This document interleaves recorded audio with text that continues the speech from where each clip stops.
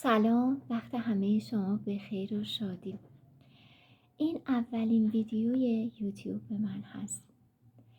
قصد داشتم کمی صبر کنم تا شرایط و امکانات بهتری برای من فراهم بشه تا بتونم ویدیوهایی رو که میسازم با کیفیت خیلی بهتری باشن. اما فکر کردم که اگر من بشینم و دست روی دست بذارم به امید اینکه یه روزی شرایط خوب بشه، امکانات خیلی خوبی برای من فراهم بشه،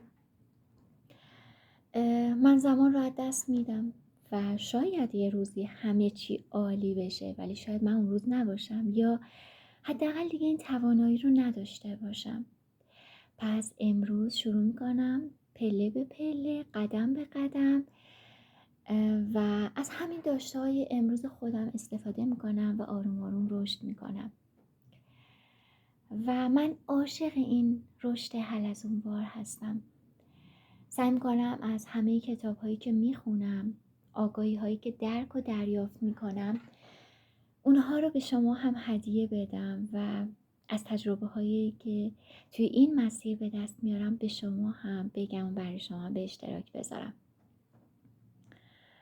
و به نظر من خیلی زیباتره که با اون چیزهایی که داری، با داشته های امروزمون شروع کنیم به حرکت کردن، قدم به قدم، به جای اینکه بشینیم و منتظر باشیم که یک معجزه رخ بده و یا اینکه یه شخصی بیاد و اونطور که ما میخوایم همه جهان ما رو برامون بسازه. من شروع کنم به حرکت کردن. ممنونم از اینکه همسفر من هستید. مراقب خودتون باشید. متشکرم از نگاه پرمهرتون.